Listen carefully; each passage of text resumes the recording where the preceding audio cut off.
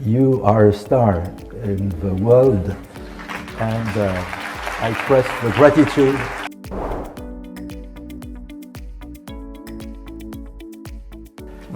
You are a star in the world, and I express the gratitude. Thank you very much.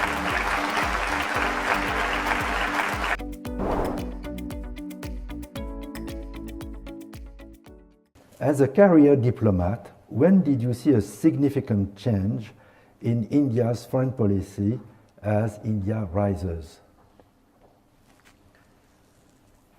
That's it's not an easy one because it wasn't a single issue. 1992 was a very difficult year for us because we were looking at a very major economic crisis.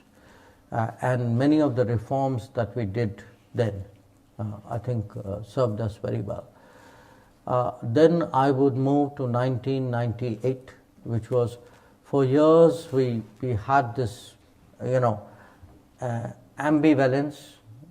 I would actually say the ambivalence was really indecision on becoming a nuclear weapon power.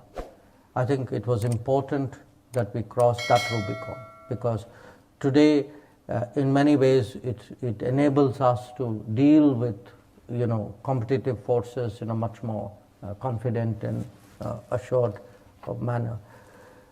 I would say thereafter, it's been very much more evolutionary. It's hard to say that year there was a decisive change, but all in all, to me, the last 10 years have been important, and obviously I have a political partiality in making that statement, but I would still say why I think those 10 years have been important is at home. We are doing the reforms that we should, not just the ones we must. That, we're not saying our backs are to the wall, so let me do something.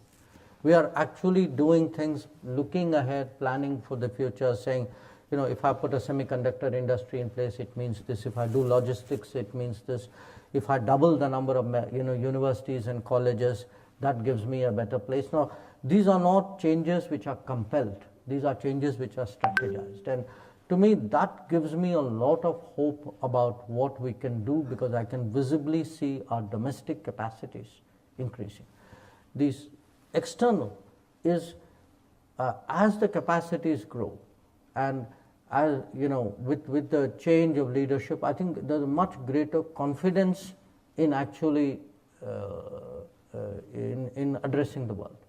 And I would say this, today, if you go around the world, let's be honest, in most countries, foreign policy is not popular.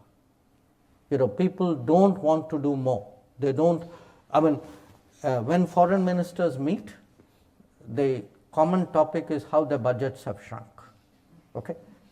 It's a common gripe of foreign ministers. We have to battle for your budget. Okay? I see the reverse in my country. There is an appetite to do more with the world. There is a sense of responsibility to the world. If you look at, for example, our first responder operations. We could take the view saying we are a $3,000 per capita country, so why should I send ships to the Gulf of Aden, or why should I send a responder team to an earthquake in Turkey, or whatever, depending on. But there is today, if I describe to you a sentiment in the country today. In my country today, foreign policy is popular. Dealing more with the world is popular. People feel both an obligation and a sense of pride about that. And that's for me been evolutionary, but it's human nature. Every 10 years you kind of look back and say, okay, where are we compared? And I think to me that's been hugely encouraging. Well, Minister, it's a privilege to be with you today. It's been fascinating conversation. Thank you for the audience for your questions. But Mr. Minister, thank you for your answers. You are a star in the world, and I express the gratitude of all the audience.